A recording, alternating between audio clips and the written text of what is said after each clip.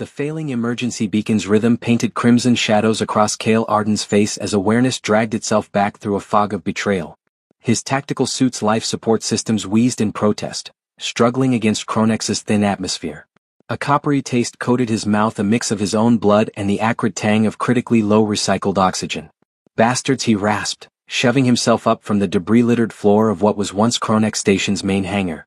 The details of the mission's failure burned in his memory like acid. The sudden ambush, Rexon's perfunctory shrug just before he fired the stun round, and the sight of the team's shuttle ascending without him. He was discarded like expired rations. Cronex groaned around him, a dying entity of metal and composites. Once the most esteemed human research post in the Lentis system, it was now merely a tomb awaiting its final occupant. The artificial gravity generators flickered erratically, causing loose wreckage to momentarily float before crashing down in unpredictable patterns. Cale forced himself upright. His military conditioning bypassed the agonizing protests from his bruised ribs and potential concussion. The hangar's blast doors were sealed by the station's automated emergency procedures, entombing him in a space rapidly losing warmth and breathable air. His HUD displayed a grim assessment: 12 hours of oxygen remaining, external temperature plunging toward absolute zero, and no functional communication channels. "Think, soldier," he muttered, scrutinizing the wreckage. His former team, had been exhaustive. They had pilfered the hangar of anything useful before their departure. No escape pods, no extra oxygen tanks. Even the tool compartments were empty. It was a meticulous job, suggesting this was not just abandonment but an execution masked as being left behind. A metallic shriek echoed through the failing station, followed by the hiss of air escaping from a deeper section of the complex. Cale's combat reflexes activated. That was not the sound of structural decay. Something else was moving within Cronex's carcass. He checked his sidearm, a military-grade plasma pistol holding half its maximum charge. It wasn't ideal but superior to nothing. The main corridors would be fatal traps now that their life support was offline. However, the old maintenance tunnels ran deeper, connecting to the station's older sections that predated the current design. If any part of Cronex still retained air and power, it would be there. He moved with silent practice despite the gravity fluctuations. Cale accessed a backup control panel hidden behind a large cargo container. His fingers worked the manual latch and a narrow service hatch moaned open. The tunnel beyond was completely dark, illuminated only by the faint glow of ancient emergency light strips likely running since the station's initial construction decades ago. As he slipped into the tunnel, something arrested his attention. A smear of fresh blood on the hatch's edge, too vibrant and too recent to be from the station's abandonment.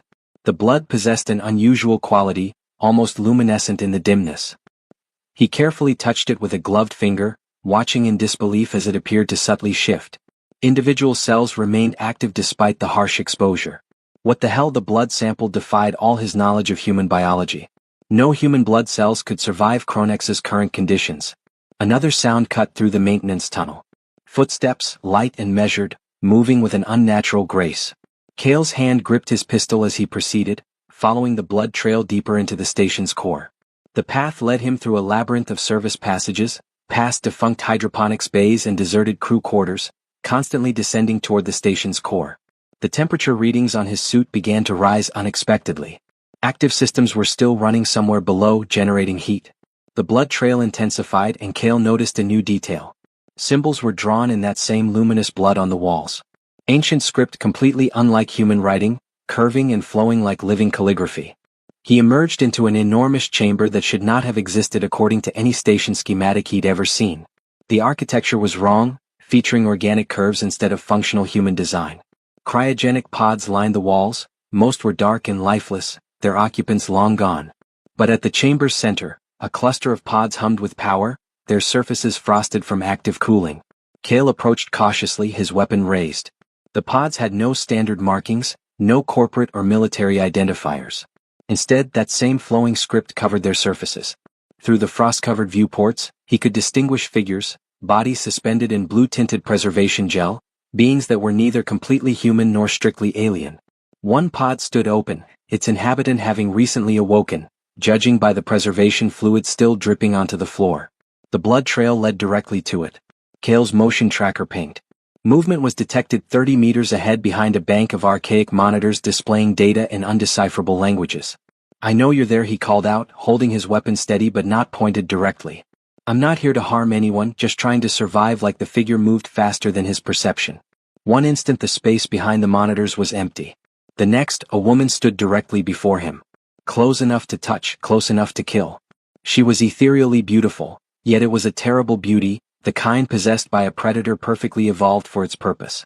Her pale skin seemed to glow with an inner light, her eyes the color of fresh blood.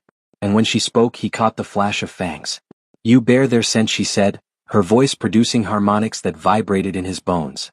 The ones who imprisoned me here. Her hand shot out to his throat faster than thought, effortlessly lifting him despite the weight of his combat armor. Give me one reason why I shouldn't drain you dry and paint these walls with your essence. Kale did not resist. His training had taught him when resistance was futile. Instead, he held her gaze steadily.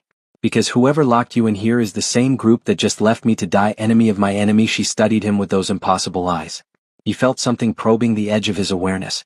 A mental touch that caused his enhanced neural implants to scream warning alerts. Then she laughed, a sound like shattering crystal.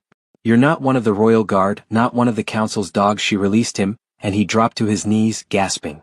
You're just another abandoned tool, aren't you? How quaint. Kale rubbed his throat, already feeling the bruises forming beneath his suit's collar. Kale Arden, freelance operative. Former operative, I guess, since my team just spaced me. And you are? She circled him like a shark, her movements fluid and predatory. Names have power, soldier. But you may call me. She paused as if savoring the air. Cynthia will suffice. Princess Cynthia of the Third Bloodhouse, if we're being formal. Princess Kale's mind raced. The briefings had mentioned vampire nobility, but never that they were confined in secret facilities. What's vampire royalty doing in a human black site? Human? Cynthia's laugh was sharp with bitterness this time. This place predates your colonies by centuries. Your kind simply built over our ruins like parasites claiming a corpse. She gestured toward the pods. This was once a sanctuary, a place where the bloodlines were preserved against the long dark until your people discovered it and turned it into this.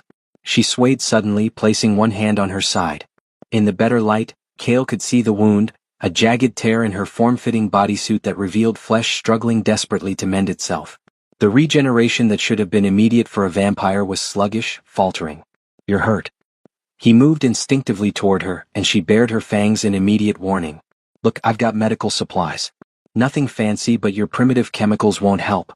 She leaned against a cryopod for necessary support, and for the first time she appeared genuinely vulnerable. The wound was made with burning silver, laced with toxins designed to inhibit our healing. A gift from my would-be assassins. Kale quickly rummaged through his tactical kit, retrieving an emergency medical pack. Maybe not, but I've got biofoam and synthetic blood expanders. Military grade. Might buy you some time. She watched him prep the supplies with predatory intensity. Why help me? Because right now, you're the only person on this dying rock who isn't trying to kill me, Kale replied, approaching slowly. Plus, I need answers. This place, those pods, the symbols. None of this was in any database I've ever accessed. Cynthia permitted him to get close enough to examine the injury. The tissue damage was extensive, and he immediately understood why her healing was failing. Tiny silver filaments were embedded throughout the laceration, each one internally burning her. This is going to hurt, he cautioned, pulling out extraction tools. I've endured worse, she said through clenched teeth. Do it. Kale worked with trained efficiency, removing the silver pieces one by one. Each extraction elicited a hiss of pain from Cynthia, but she held perfectly still. As he worked, he noticed something peculiar where the blood from his minor cuts mixed with hers. The reaction was instantaneous and violent, their blood cells seemingly recognizing each other in a way that should have been impossible. Interesting, Cynthia murmured, observing the same phenomenon. Your blood carries markers I haven't seen in centuries. You're not pure human, are you? As far as I know, I'm standard stock military enhancement package, nothing exotic. But doubt crept into his tone. His medical records always contained strange gaps, classified sections his clearance could not access. The station shuddered violently around them, a deep groan signaling structural collapse. Warning klaxons began blaring from speakers they both thought were long dead. Warning, catastrophic system failure imminent. All personnel evacuate. Repeat, all personnel. The message cut off in a burst of static. Through the chamber's transparent aluminum ceiling panels, they could see debris floating past. Pieces of the station's outer hull were peeling away like old skin. We need to move, Kale said, concluding the field treatment. This whole section's about to decompress. Cynthia stood, her movements already more fluid as her healing began to reassert itself. The deep lapse. There's a secondary command center there hardened against failure. If anything in this tomb still functions, it'll be there. Lead the way, princess. She gave him a look capable of freezing helium. Call me that again and I'll show you why my kind ruled the night skies for millennia. Despite the betrayal, the dying station, and the impossible situation, Kale found himself grinning. Noted. Now can we run? Because I'm detecting multiple hull breaches and my suit's only rated for limited vacuum exposure. They sprinted through corridors that continuously shifted between human utilitarian design and something far older, far stranger. Cynthia moved like a liquid shadow, occasionally grabbing Kale to pull him aside as ceiling sections caved in or gravity fields reversed without warning. Her strength was returning, bringing with it a terrible grace that reminded him why vampires topped the predator hierarchy. The route she chose defied the station's official layout, passing through sections that shouldn't exist. Kale began to realize Kronex hadn't merely been built over ancient ruins, it had been integrated with them. A fusion of human technology and something primordial. They reached a massive vault door marked with both human hazard warnings and the flowing vampire script. Cynthia pressed her palm against a reader that should have been inert, and somehow it activated, scanning her with a light that was painful to look at. Bloodline confirmed, a synthetic voice announced in a language Kale's translator couldn't parse. Welcome, Princess of the Third House. The vault door cycled open, revealing a laboratory that instantly chilled Kale's blood. Suspension tanks filled with grotesque experiments lined the walls. Creatures that were neither human nor vampire nor werewolf, but horrible fusions of all three. Most were thankfully dead, but some still twitched in their synthetic wombs. Genesis Protocol, Cynthia breathed, her face pale even for her kind. They actually did it. The madman actually tried to create the unified strain. Before Kale could ask what she meant, motion sensors throughout the lab activated. They weren't alone. From the shadows between the tanks, figures emerged. The same kill team that had been hunting Cynthia, but something was wrong about them. Their movements had the fluid grace of vampires, but the raw power of werewolves, their eyes glowing with an unnatural light. A princess, the lead figure growled, his voice a horrifying mix of human speech and animal snarl. The council requires your genetic material for the final phase. Surrender and your death will be quick. Cynthia's response was to bare her fangs in a smile that promised violence. Come and take it. The first attacker moved with impossible speed, but Cynthia was faster. She flowed around his strike like water, her hand punching through his chest cavity with casual ease. As he fell, she turned to Kale. Still want those answers, soldier? Kale raised his plasma pistol, landing a headshot on another advancing hybrid. I'm starting to think ignorance might have been bliss. Too late for that now. She grabbed him as the gravity failed completely, sending them floating as more hybrids closed in. You're in the game now whether you like it or not. And if we survive this, she pulled him close, and for a moment he felt the full weight of her presence, ancient, terrible, and absolutely magnificent. I might just keep you. The battle erupted in earnest as Kronex Station continued its death spiral around them amidst the chaos of plasma fire and inhuman shrieks. Kale couldn't shake the feeling that his abandonment here hadn't been chance. Someone had wanted him to find this place, to find her. The question was why. A hybrid's claws scraped against Kale's armor as he twisted in zero gravity, using the floating debris for leverage to spin and fire. The plasma bolt struck the creature in the throat. But two more were already closing in. Cynthia moved through the chaos like death incarnate, her hands becoming weapons as she tore through their attackers with surgical precision. The engineering section, she shouted over the din of combat and failing systems. We need to reach the communication array. Kale maglocked his boots to a wall panel, using it as an anchor point for covering fire. These things, they're not natural. Nothing about Genesis is natural, Cynthia replied, grabbing a hybrid by the skull and crushing it with casual brutality. It's an abomination of science and sorcery. The laboratory's emergency lighting painted everything in hellish red as more hybrids poured in through secondary entrances. They moved with perfect coordination, herding Kale and Cynthia toward the room's center where the largest suspension tanks hummed with active power. Princess, one of them spoke, its voice a disturbing blend of multiple tones. The asset must be preserved. Surrender him to us and we'll make your termination swift. Cynthia's eyes flared brighter. Asset? You mean? She looked at Kale with sudden, dawning understanding. Oh, you clever bastards. This whole thing was orchestrated. What are you talking about? Kale demanded, slamming a fresh power cell into his weapon. You're not here by accident. She grabbed him as another section of the ceiling collapsed. Your abandonment. My presence here. Someone's playing a very long game. Before Kale could process this, the deck beneath them buckled.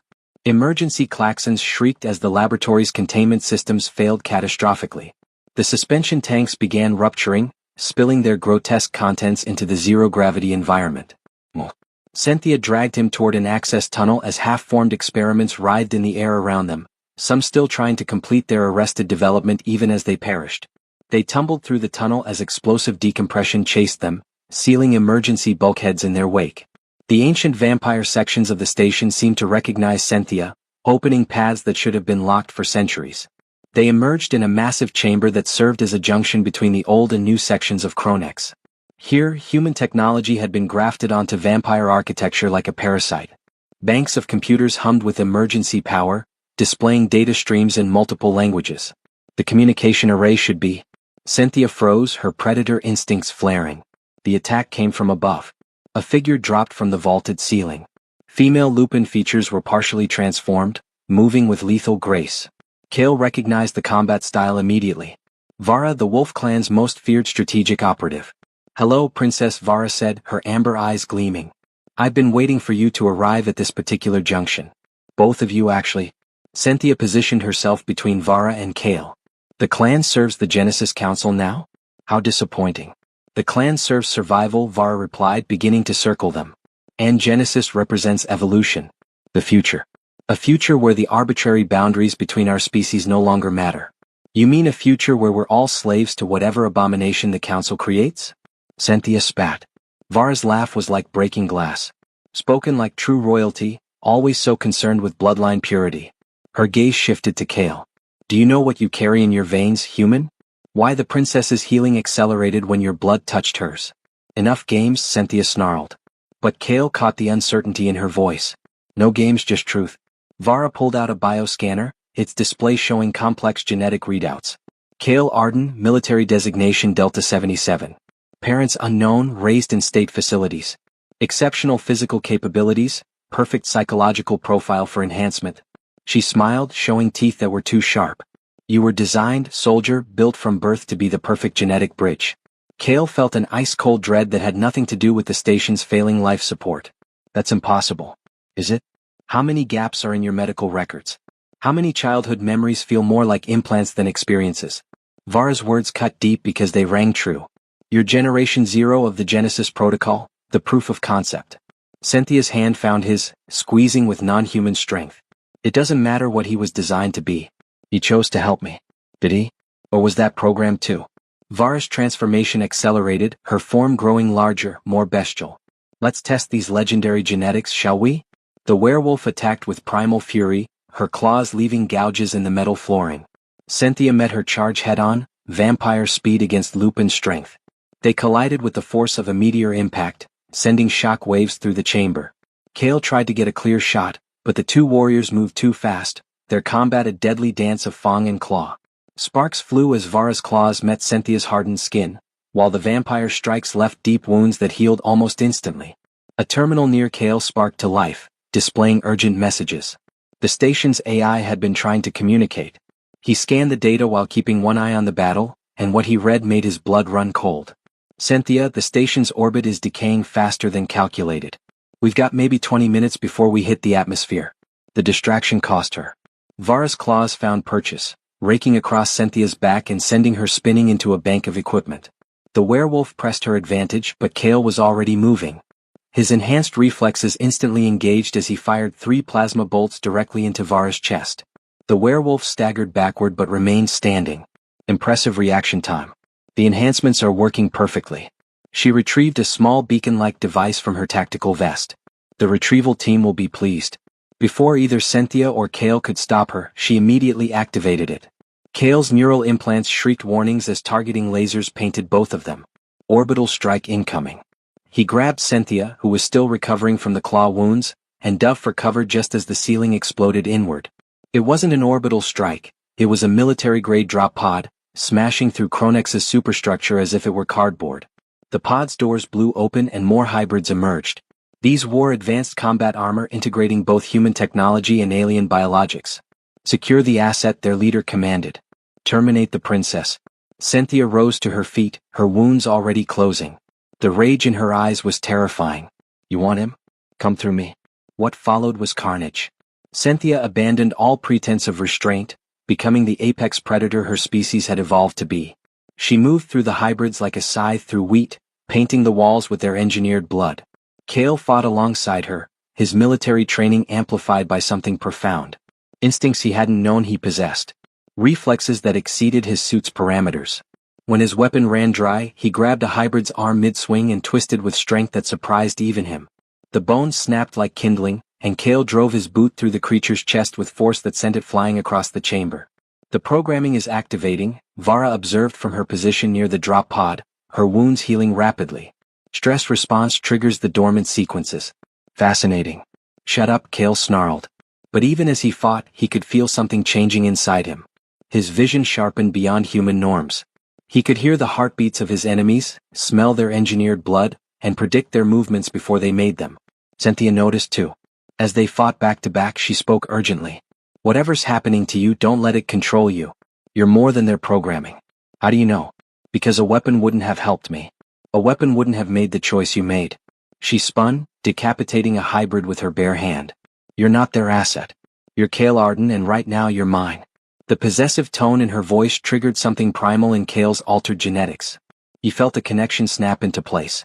Not technological, not programmed, but something far older.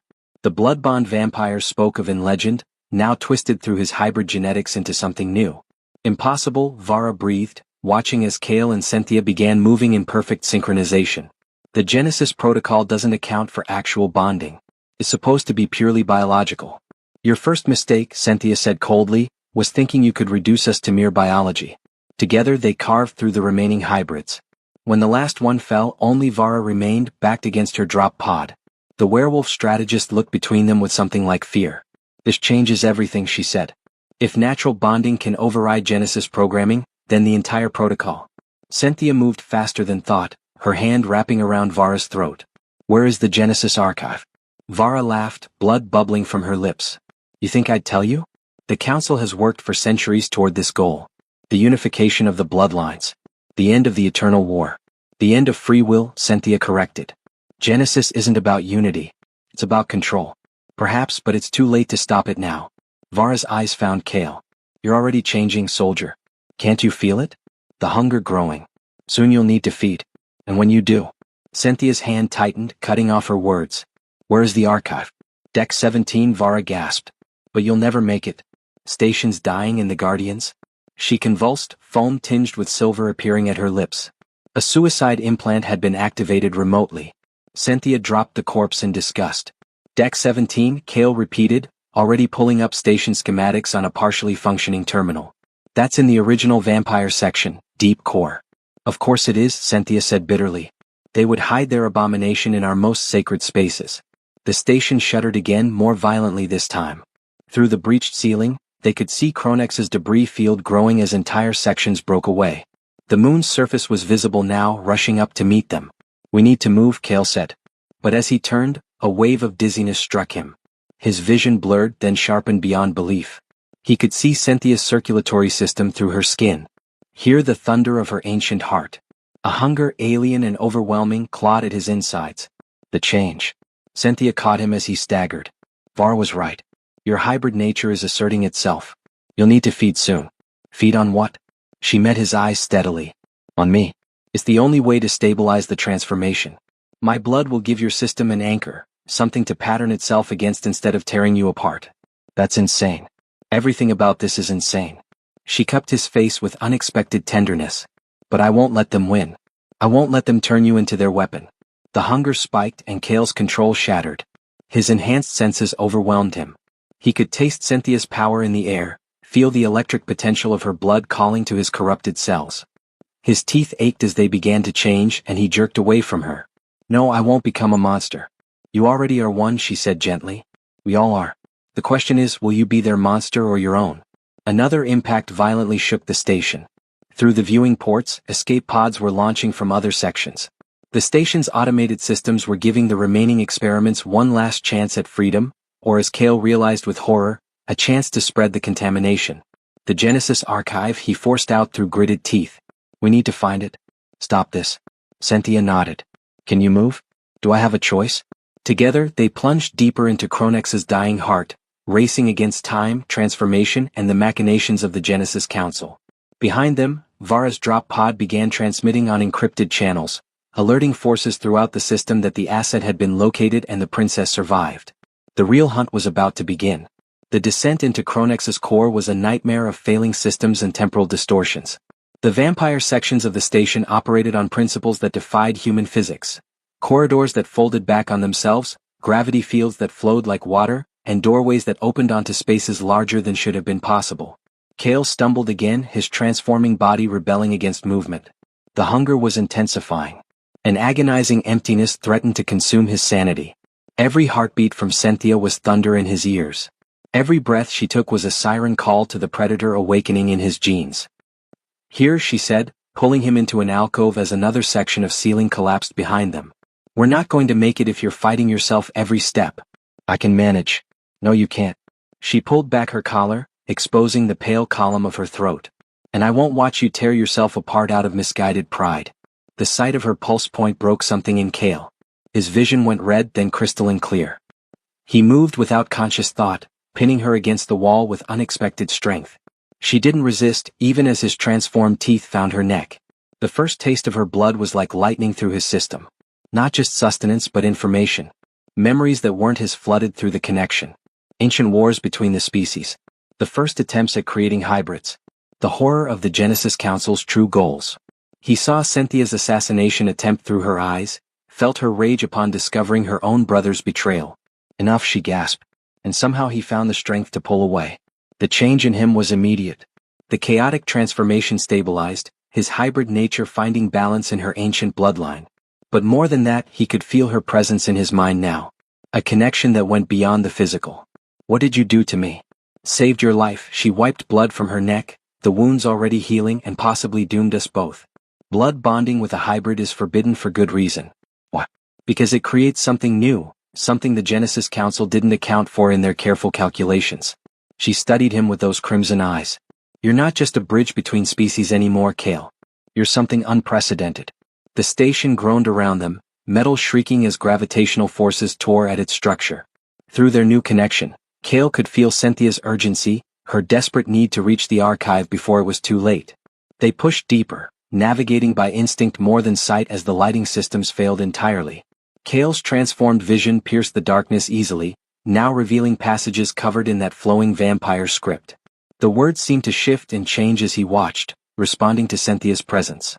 "Living language," she explained, sensing his curiosity through their bond. "My people encoded their deepest secrets in blood and will. Only royalty can read the true meanings."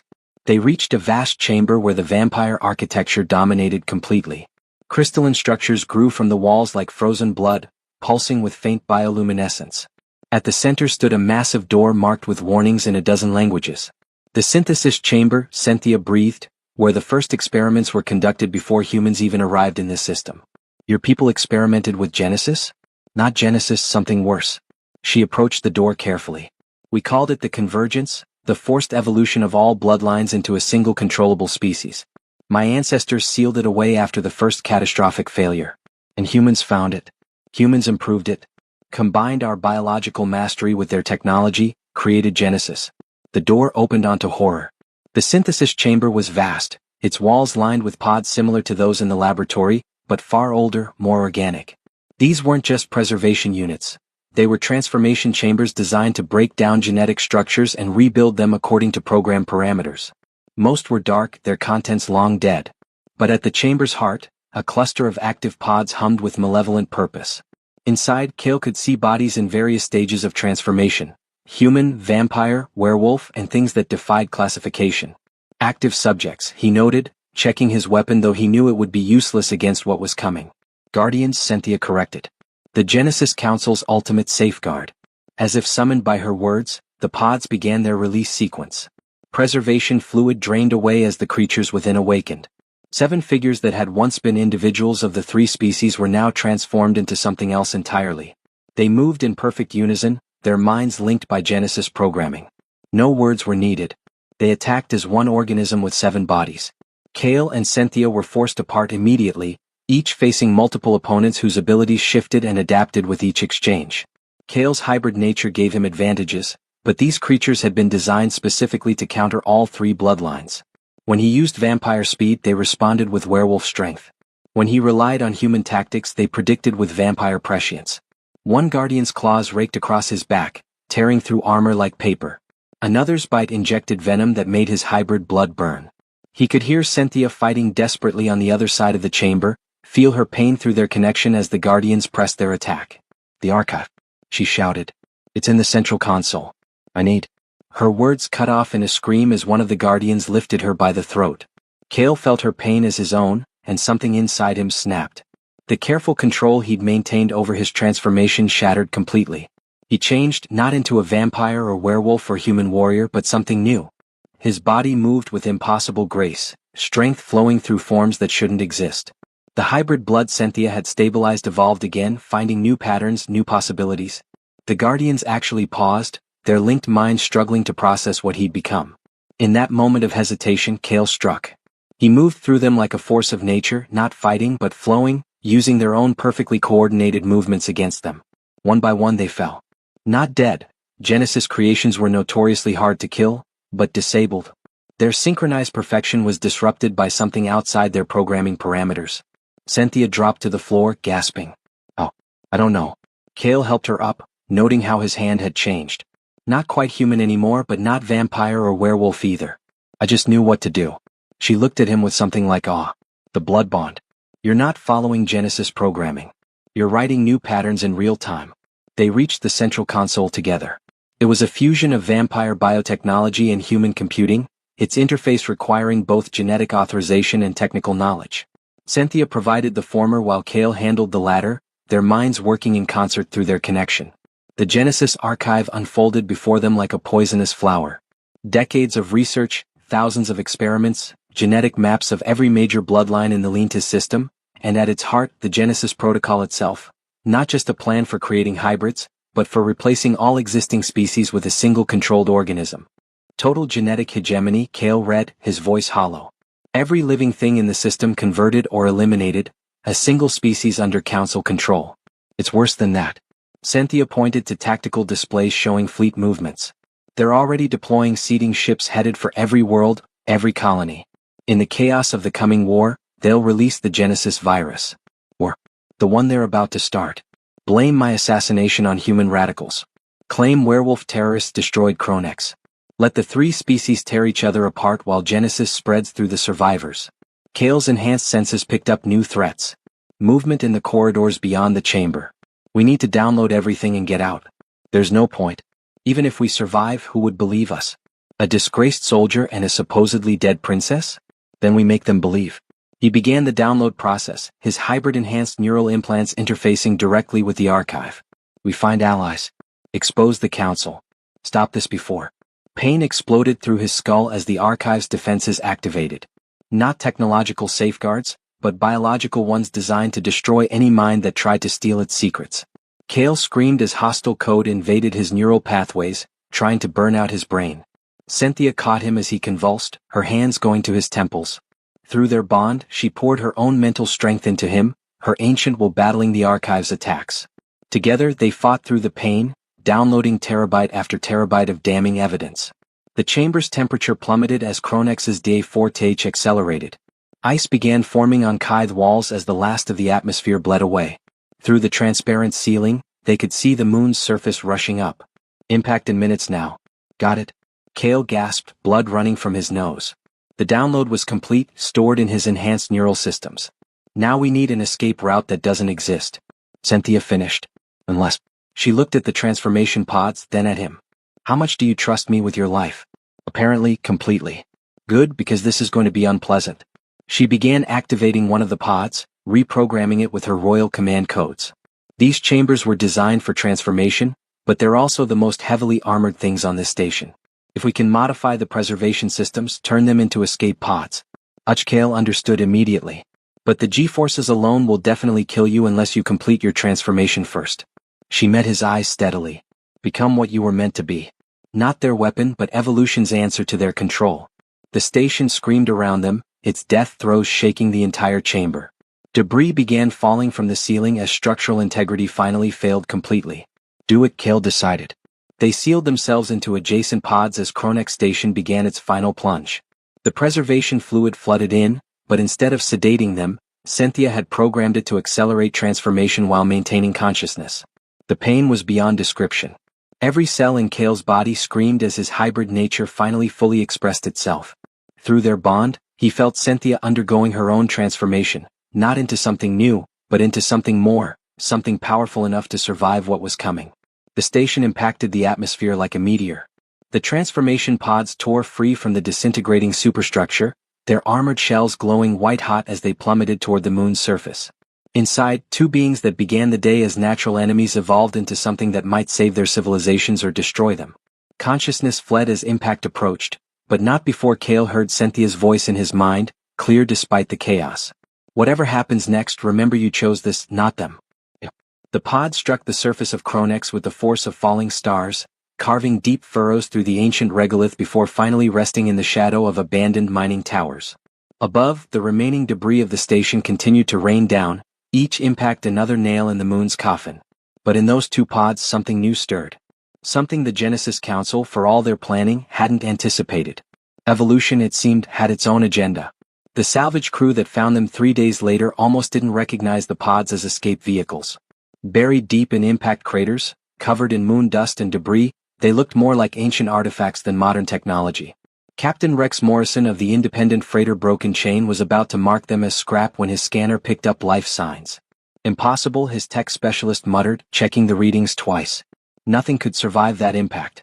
Morrison approached the first pod cautiously, brushing away accumulated dust to reveal the viewport. What he saw inside made him stumble backward, crossing himself reflexively. Holy terror, get the doc now. Inside the pod, Kale floated in preservation fluid that had turned dark with biological matter. His transformation was complete, but the result defied classification. His body retained human proportions but with subtle differences. Skin that seemed to shift between normal and something harder, more resilient. Eyes that reflected light like a predator's, but held unmistakable intelligence. Musculature that suggested both vampire grace and werewolf power. The second pod held Cynthia, her vampire perfection somehow enhanced, refined, even in stasis. She radiated an aura of controlled power that made the salvage crew nervous. What do we do, Cap? Morrison's first mate asked, weapon half drawn. We get them to safety, Morrison decided. Anyone who survived Kronex's destruction deserves that much. The journey to the human colony of Haven took 18 hours. During that time, Kale's neural implants began broadcasting on emergency frequencies, not distress signals but data packets. Terabytes of encrypted information flooding into any system that would receive it. The Genesis archive spreading like a virus of truth. Kale woke as they were transferring him to Haven's medical facility. His first sensation was hunger. Not the destructive craving from before but a controlled need. His transformed body required specific nutrients. But the madness was gone. Cynthia's blood had done more than stabilize him. It had given his hybrid nature a template for sanity. Easy there, Dr. Sarah Vale said as he tried to sit up. You've been through significant trauma. Your readings are unusual. Where's Cynthia? The woman from the other pod? Next room. She woke an hour ago, demanded to see you. We've had to post guards. She's making the staff nervous. Kale swung his legs off the bed, noting how his body responded with perfect coordination despite days of inactivity. I need to see her. You need rest, soldier. In about 6 hours, this colony is going to be swarming with council forces looking for us. We need to be gone before then. Dr. Vale studied him carefully. You're the one broadcasting the Genesis files. You've seen them? Everyone has. Half the colonial net is in uproar. The other half claims it's elaborate disinformation. She pulled up a holographic display. Is it real? This plan to forcibly evolve everyone? Real enough that they killed a princess and destroyed a station to keep it secret. The door burst open and Cynthia entered. Despite the protests of 2 guards, she'd found clothes somewhere, tactical gear that made her look like a warrior goddess rather than royalty. Her eyes found Kale's and he felt their connection flare to life.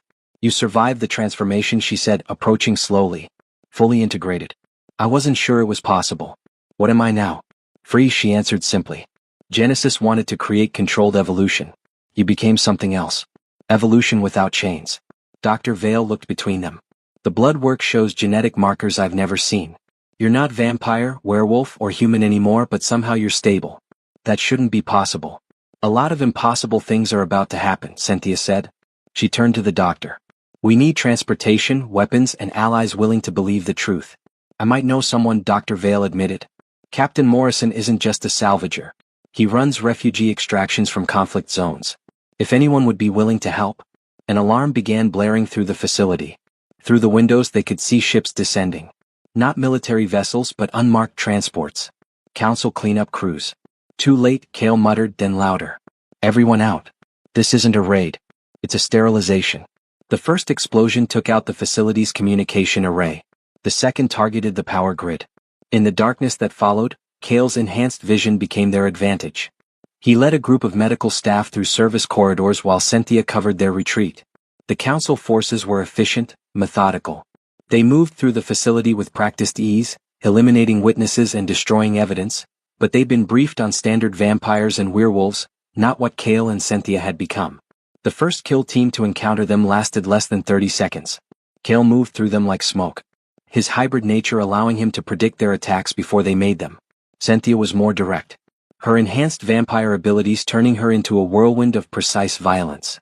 Together, they carved a path to the landing pads where Morrison's ship waited. This is insane, Morrison said as refugees streamed aboard. You're bringing a war to my ship.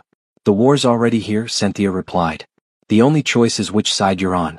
More council forces arrived. These ones were better prepared. Among them, Cale recognized the armor configurations of Genesis-enhanced soldiers. Not full hybrids like the Guardians but human troops augmented with vampire and werewolf genetics. Their field testing he realized using Genesis tech on their own people. The battle for the landing pad was brutal but brief. The enhanced soldiers were dangerous but lacked the full integration of true hybrids. Cale found himself moving through combat with an almost artistic grace. His body automatically selecting the optimal blend of species traits for each situation. But it was Cynthia who ended the fight decisively. Drawing on her royal blood's full potential, she emanated a psychic wave that overloaded the neural implants of the enhanced soldiers. They collapsed, screaming, their augmentations turning against them. That was new, she admitted, looking surprised at her own power. They barely made it aboard K-7U-4 Morrison's ship before more reinforcements arrived. The broken chain lifted off under heavy fire, her shields flaring as energy weapons tried to bring her down. Word? Morrison asked as they cleared the atmosphere. The neutral zone? Cynthia decided. Station Purgatory. If we're going to build a resistance, we'll need the outcasts and criminals the council hasn't corrupted yet. During the journey, Cale experienced his first full feeding as a hybrid. Dr. Vale had synthesized a nutrient solution based on his blood work, but it wasn't enough. The hunger returned, less maddening than before but still demanding. Cynthia found him in the cargo hold, fighting the need.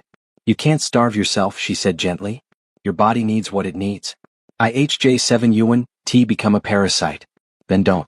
She rolled up her sleeve. We're bonded, Cale. What's mine is yours. This feeding was different from the desperate first time. Controlled, measured. Through their connection, Cale felt not just sustenance but partnership. Cynthia wasn't feeding him out of pity or necessity but choice. Your turn, he said when he'd taken enough. She looked at him in surprise. Vampires don't feed from hybrids. We're writing new rules, remember? He offered his wrist. Besides, the bond goes both ways. Hesitantly she fed. The moment her fangs pierced his skin, both gasped. The connection between them exploded into something deeper. Shared memories, shared power, shared potential. In that moment they truly became something new. Not vampire and hybrid but partnered evolution. Morrison's voice over the intercom broke the moment. We're being followed. 3 ships, council signatures. They reached the bridge as tactical displays showed their pursuers closing in. These weren't cleanup crews but military vessels armed for ship-to-ship combat. They want us alive, Cynthia noted. Otherwise they'd have fired already. Speak for yourself, Princess, Morrison muttered. The rest of us are expendable. Station Purgatory appeared on long-range sensors. A massive structure built into a hollowed-out asteroid, the last free port in 3 systems. If they could reach it, council forces wouldn't dare follow. Purgatory's neutrality was maintained by the threat of mutually assured destruction. Every major faction had assets there they couldn't afford to lose. 10 minutes to Sanctuary, the navigator reported. They'll intercept in 8, tactical responded. Cale studied the displays, his enhanced mind processing variables at superhuman speed. Captain, does this ship have escape pods? 6. But if you're thinking of abandoning? Not abandoning, weaponizing. He turned to Cynthia. Remember the Guardians? How they couldn't adapt to something outside their parameters. She caught on immediately. You want to board them? 2 of us against 3 ships? 2 of us that they're not prepared for. They're expecting a standard vampire and a rogue human, and they're getting something else. Morrison looked between them like they were insane. That's suicide. Maybe, Cale admitted. But it might buy you time to reach purgatory. And once you're there, broadcast everything. The Genesis archive, footage of what happened at Haven, all of it. The truth needs to survive, Cynthia added. Even if we don't. Dr. Vale stepped forward. If you're doing this insanity, you'll need these. She handed them injection packs. Stimulants designed for your unique physiologies. Should give you an edge. You synthesize these in 3 days? Cale asked, impressed. I'm very good at my job.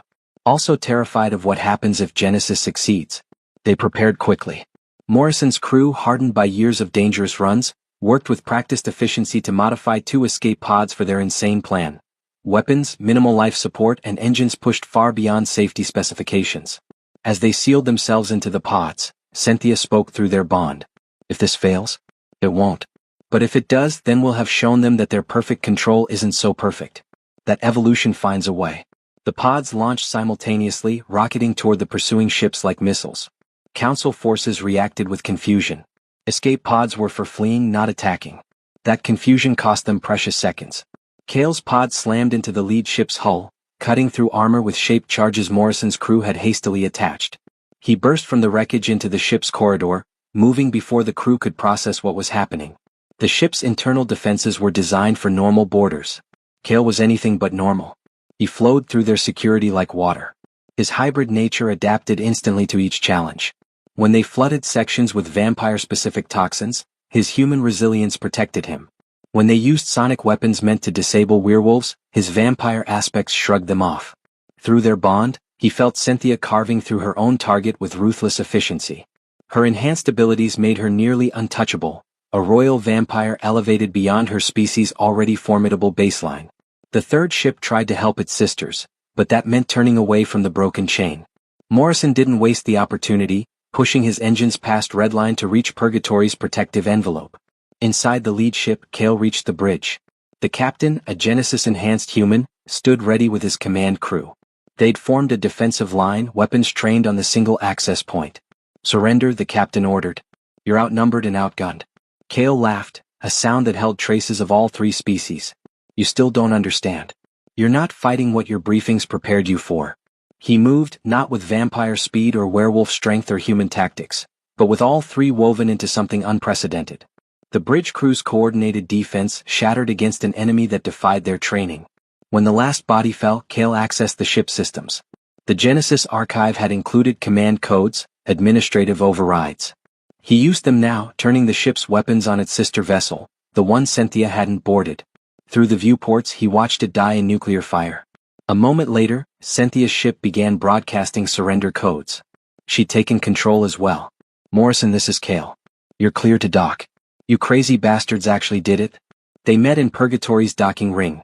2 ships under new management and the broken chain safe behind the station's shields. But their victory was temporary. The Council would send more ships, bigger fleets. The war they'd hoped to prevent had begun with them at its center. So what now? Morrison asked as they watched Dr. Vale treating refugees in the station's medical center. Now we show the galaxy the truth, Cynthia said. Every species, every colony, every person who deserves to know what the Council plans for them. And then Cale felt his transformation settling into permanence, his hybrid nature no longer fighting itself, but working in harmony. Through his bond with Cynthia, he sensed the same acceptance in her. Not of what they'd been made to be, but of what they'd chosen to become.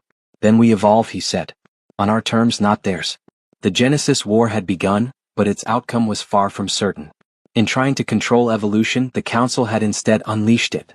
And evolution, as nature had proven time and again, was remarkably difficult to control.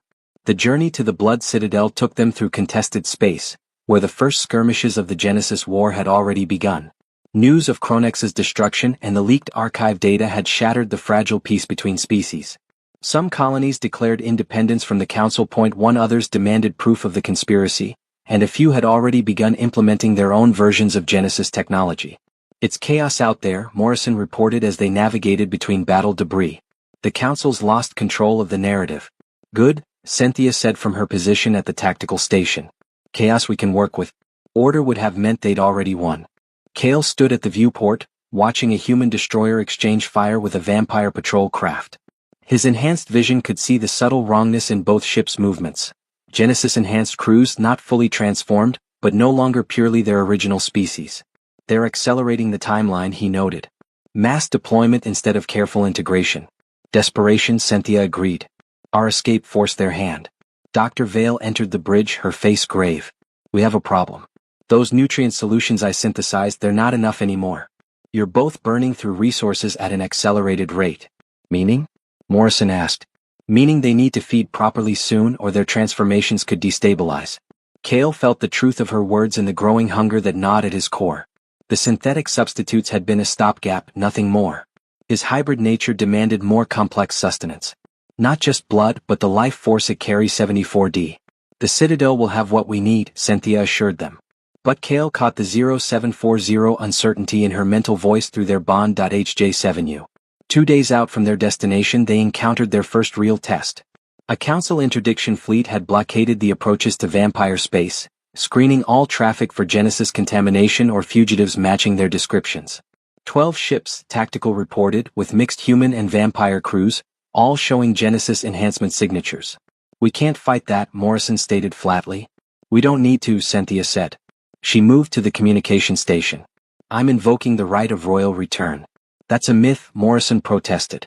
Ancient law that no one's tested, because no royal has returned from the dead before. She activated the transmitter, speaking in the old vampire tongue. The words carried power, resonating through the ship's hull and across the void. The response was immediate. Half the blockade fleet wavered. Vampire instincts warring with Genesis programming. The right of royal return was encoded into their very beings, a genetic imperative as old as their species. Impossible, came the fleet commander's response. Princess Cynthia is dead. You're using voice modulation, pheromone simulators. Then test me, Cynthia challenged. Send your best truth seeker. Let them taste my blood and know who I am. The silence stretched for long minutes. One shuttle. No weapons. Any deception will result in immediate destruction. The truth seeker who boarded was ancient even by vampire standards. Her presence making everyone except Cynthia step back instinctively. She studied the princess with eyes that had seen millennia pass. You taste of change, she said finally. Evolution beyond what was. Yet the blood remembers.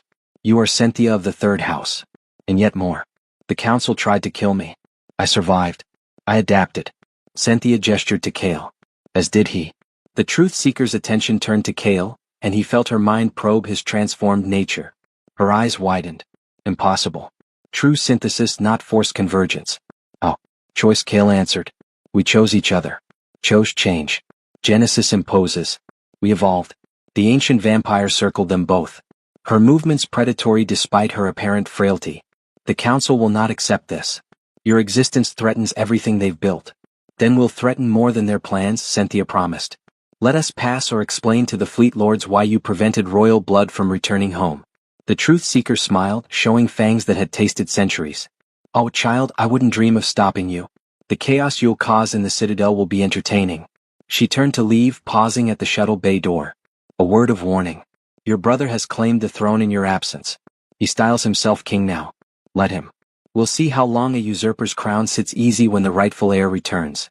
The blockade parted, but Cale could feel the tension through every ship they passed. Genesis enhancement flickered in crew members fighting against older loyalties. The war wasn't just between species anymore. It was within them. The blood citadel appeared before them like a fever dream made manifest. The massive structure orbited Leantis' largest moon, a crystalline city that defied conventional architecture. Spires of living crystal grew from a central core, each one home to thousands of vampires. The whole structure pulsed with a rhythm like a massive heartbeat. Welcome home, Morrison muttered. Try not to get us all killed. Landing permissions came with conditions. Cynthia could enter freely, but the others would be confined to the diplomatic quarter. She refused immediately. Where I go they go. Package deal. Humans in the royal spire? Unthinkable. I'm not asking. More negotiations, more threats, until finally a compromise. Cale could accompany her as her declared consort while the others remained under diplomatic protection. It wasn't ideal, but it got them inside. The royal spire hadn't seen Cynthia's presence in months, and her arrival sent shock waves through vampire society. Courtiers who'd already sworn fealty to her brother scrambled to reassess their positions. Others, Genesis enhanced, watched with calculating eyes. They were escorted to the throne room by guards who couldn't decide if they were honor guard or jailers. The massive chamber was packed with vampire nobility, all come to witness the confrontation between the returned princess and the brother who'd claimed her crown. Prince Valoran sat on the throne that had belonged to their father, wearing the crown of the third house like he'd been born to it. He was handsome in the way of their kind, all sharp angles and predatory grace. But Kale could see the Genesis modifications in the way he moved. Too perfect, too synchronized with the enhanced guards around him. Sister, Valoran said, not bothering to rise. Death becomes you, though I see you've brought contamination into our sacred halls. Brother, Cynthia replied coldly. Usurpation becomes you, though I see you've sold our people's freedom for a crown. The court stirred at the accusation. Valoran's eyes flashed dangerously. I've secured our future. The Genesis Protocol ensures vampire supremacy in the new order. Genesis ensures slavery. Pretty chains are still chains. Enough. Valoran stood, his enhanced speed making him appear to teleport.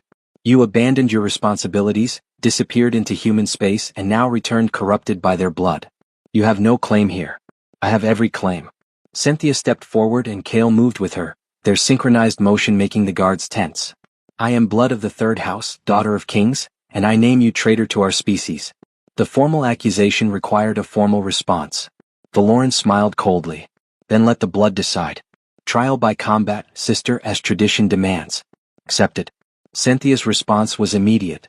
But not the combat you expect. I invoke the right of bonded champions. The court erupted. The right hadn't been invoked in 1,000 years. It allowed a challenged royal to fight alongside their bonded mate, acknowledging that true bonds made two beings effectively one. You have no bonded mate, Valoran protested. Cynthia took Kale's hand, and their connection flared to life, visible even to vampire senses.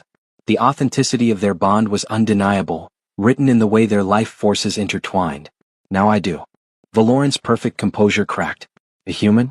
You bonded with a human? He's not human anymore, Cynthia said. Just as you're not truly vampire. The difference is we chose our evolution. The legal scholars were consulted. Ancient texts examined. The law was clear. If the bond was genuine, the right stood. Valoran would face them both or forfeit all claim to the throne. Tomorrow, he declared finally. Dawn in the chamber of trials. We'll see whose evolution proves superior. They were given quarters in the royal spire, technically honored guests despite the circumstances. Kale stood on the balcony overlooking the impossible city, feeling the weight of what was coming. He's faster than me, he admitted as Cynthia joined him. Stronger. Genesis enhanced with all the advantages and none of the chaos. He's a machine pretending to be vampire. You're something new, she countered. She leaned against him, their connection humming with shared warmth. Besides, we have an advantage he doesn't. Which is, we're not fighting for a throne. We're fighting for the right to exist on our own terms. That night, they prepared in ways traditional and revolutionary. Cynthia taught him vampire combat forms while he shared human tactical thinking. Their bond deepened with each exchange, becoming more than the sum of their parts. Dr. Vale managed to smuggle them enhanced stimulants through diplomatic channels. These will give you an edge but burn out fast. One dose only or your systems could cascade. Understood? Kale pocketed the injections. Any word from Morrison? He's broadcasting the archive data on every frequency that will carry it. Half the galaxy's in uproar. The other half's in denial. She paused. When tomorrow? Give people something to believe in besides fear. The Chamber of Trials was ancient, its walls carved from a single massive crystal that amplified and reflected the combatants' life energy. Thousands of vampires packed the viewing galleries, with remote feeds carrying the event across the system. Valoran entered first, resplendent in traditional combat attire that did nothing to hide his Genesis modifications. He moved with mechanical perfection, every gesture calculated for maximum efficiency. Cynthia and Kale entered together, their synchronized movement drawing gasps from the crowd. Where Valoran was perfection, they were potential, raw, unrefined, but burning with possibility. The terms are simple, the Master of Trials announced. Combat continues until death or submission. No weapons save those nature provides. Let blood determine truth. Valoran attacked the instant the words were spoken, moving faster than even enhanced vision could track. But Kale and Cynthia moved as one, splitting apart and reforming like a single organism with two bodies. The prince's frustration grew as his perfect attacks met imperfect but effective counters. Every time he adapted to one of them, the other would shift tactics, forcing constant recalibration of his Genesis programmed responses. You're delaying the inevitable, he snarled, catching Kale with a strike that shattered ribs. Genesis is evolution perfected. You're just chaos pretending at purpose. Chaos is where evolution happens, Kale gasped, rolling with the impact and coming up behind Cynthia's guard. His ribs were already healing, hybrid regeneration working overtime. They fought with increasing desperation. As Valoran's superior enhancement began to tell, he was faster, stronger, more durable. But as the battle wore on, something unexpected happened. Their bond began to manifest physically. Where Cynthia bled, Kale's wounds echoed. Where he struck, her strength reinforced. They weren't just fighting as partners. They were becoming a single combatant in two bodies. Impossible, Valoran breathed, watching their movements synchronized beyond any training. Evolution, Cynthia corrected, and they struck as one. The combined assault overwhelmed Valoran's programmed defenses. Genesis had prepared him for every known form of combat, but this was something new, something that emerged from choice and connection rather than design and control. In the end, it was Kale who created the opening and Cynthia who exploited it. Her hand punched through her brother's chest, finding the heart that Genesis had reinforced but couldn't fundamentally change. Yield, she commanded. Valoran looked down at the hand in his chest, then at the siblings he'd tried to kill. I yield. The throne is yours. But as Cynthia withdrew her hand, alarms began blaring throughout the citadel. On every screen, emergency broadcasts showed the same terrible image. Council fleets moving on every major world, deploying Genesis weapons on a massive scale. You think you've won? Valoran laughed, blood bubbling from his lips. This was just a delay. The Council's moving to the final phase. Every world, every colony, every living thing will be converted or destroyed. Not if we stop them, Kale said. With what army? You've got one damaged freighter and a throne that half the nobility won't recognize. Valoran's eyes were fading, but his smile remained. You're already too late. As healers rushed to tend the fallen prince, Cynthia took the crown of the third house. But the victory felt hollow as reports flooded in. The Genesis War had truly begun, and they were desperately outnumbered. Your Majesty, a courier approached nervously. The fleet lords request immediate audience. The werewolf clans are mobilizing. 3 human colonies have already fallen to Genesis bombs. What are your orders? Cynthia looked at Kale, their bond carrying wordless communication. They'd won the battle for the right to exist, but the war for survival had just begun. Summon everyone, she commanded, every house, every faction, everyone who values their freedom. And send word to the wolves and humans, the old wars are over. We face extinction or evolution together. Extinction or evolution together, Kale added, feeling their bond pulse with shared determination. The throne room emptied as vampires rushed to spread the word. Soon, Cynthia and Kale stood alone in the ancient chamber, 2 evolved beings facing an impossible war. Think we can do this? Kale asked. Change the course of evolution itself? Cynthia smiled, showing fangs. Why not? We've done impossible things before. Through the crystal walls of the citadel, the first Genesis bombs began falling on distant worlds, spreading their forced evolution like a plague. But in the heart of vampire space, something else was spreading. Hope, desperate and dangerous, carried by 2 beings who'd chosen their own path. The real war was about to begin. The War Council convened in the Citadel's ancient Chamber of Stars, where holographic displays showed the Genesis infection spreading across the system like wildfire. Representatives from all 3 species gathered, some in person, others through secure communications, all wearing expressions of barely controlled panic. 17 colonies have fallen, reported Fleet Commander Thane, one of the few human military leaders who'd refused Genesis enhancement. The bombs don't just transform, they reprogram. Former friends are turning their weapons on anyone who resists. The wolf clans fare no better, growled Packmaster Fenris through the communication array. 3 of our strongholds have gone silent. When scouts investigated, they found abominations. Neither wolf nor anything else, just Genesis puppets. Cynthia stood at the chamber center, the crown of the third house gleaming on her brow. Beside her, Kale analyzed tactical data with superhuman speed. Fighting defensively is suicide, Kale announced. Genesis spreads exponentially. Every world we lose becomes a staging ground for the next attack. Then what do you propose? Demanded Lord Cases of the second house, his skepticism evident. Attack the council directly.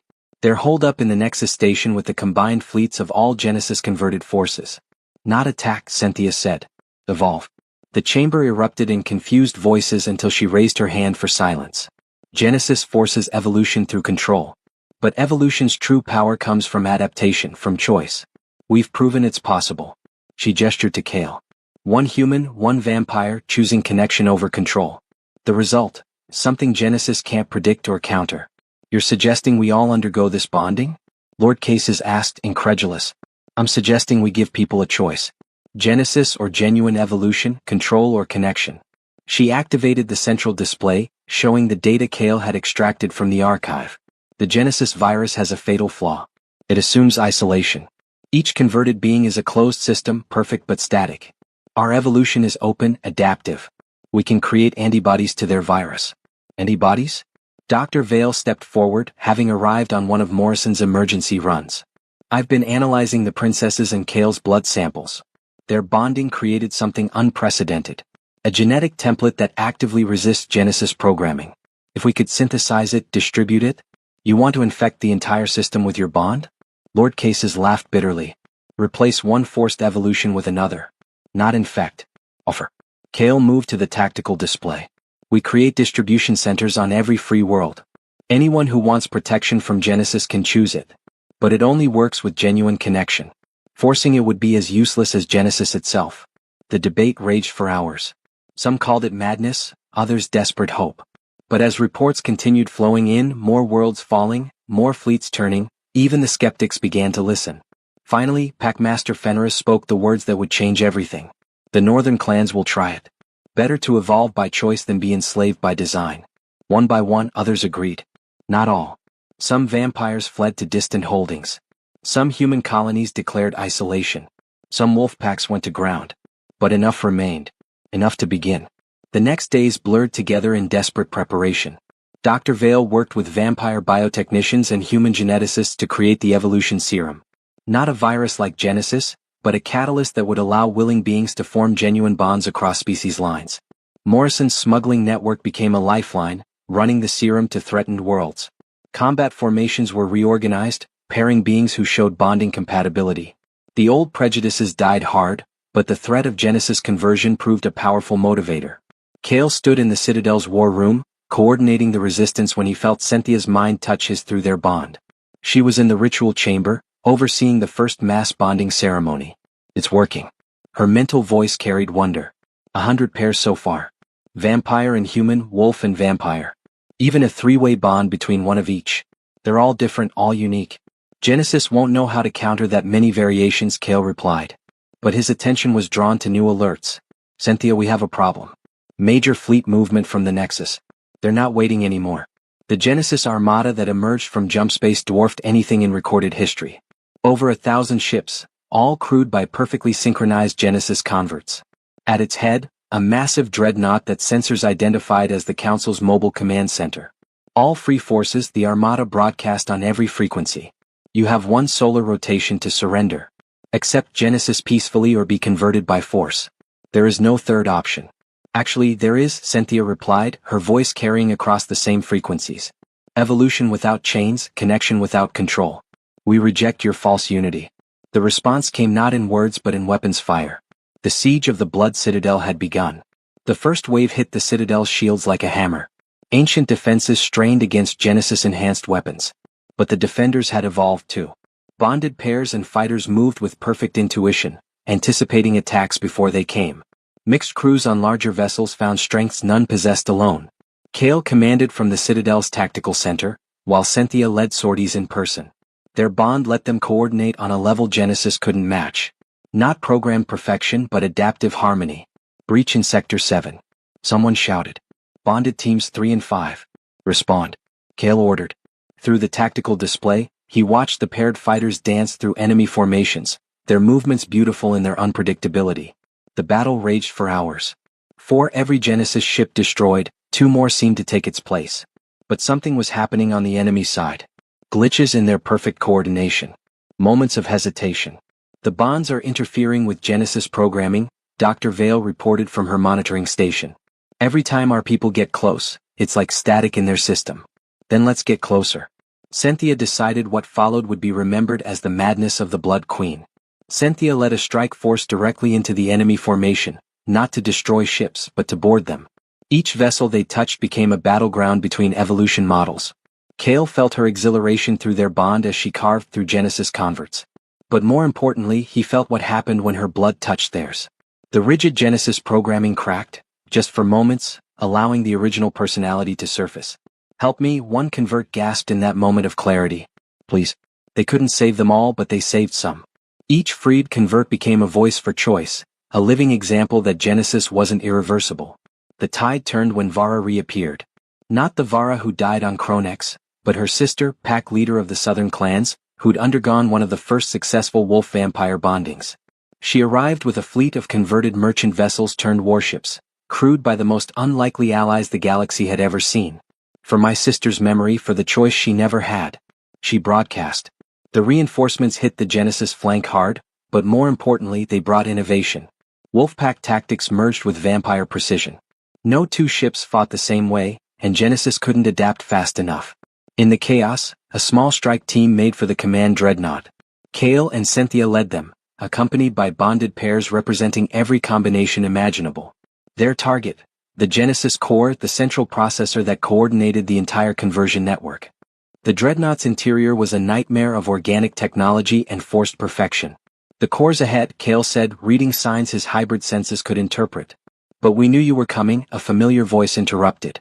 From the shadows stepped Valoran, not dead after all, but transformed. The Genesis process had rebuilt him into something that barely looked vampire anymore. The Council saved me, showed me the truth.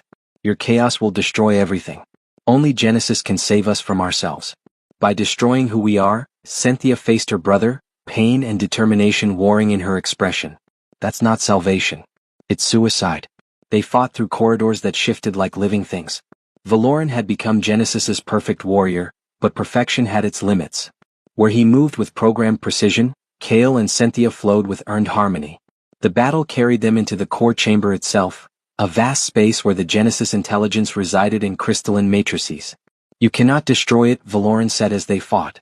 Genesis has already spread too far. Even if you stop us here, the conversion will continue. We're not here to destroy it, Kale replied, dodging a strike that would have decapitated a normal human. We're here to give it a choice. That had been Dr. Vale's final insight. Genesis was more than a virus. It was a primitive artificial intelligence designed to force evolution. But what if evolution could be offered instead of imposed? Cynthia broke through Valoran's guard, not to strike him but to embrace him. Her blood, carrying the template of chosen evolution, flooded into his system. For a moment, brother and sister were connected not through Genesis, but through genuine bond. Choose brother, she whispered. Please. Valoran screamed as two evolution models warred in his system. Around them, the core's matrices flickered, experiencing something outside its parameters. Choice, free will, the chaos of genuine growth. Kale reached the central console, uploading not a virus but an invitation. The evolution template spread through Genesis's network, offering every convert a moment of clarity, a chance to choose their path. Across the galaxy, Genesis converts paused. The perfect synchronization shattered as individuals remembered who they were, what they'd lost. Some chose to remain with Genesis. But so many chose freedom. Valoran collapsed, the war in his system reaching critical mass. Cynthia held him as he convulsed.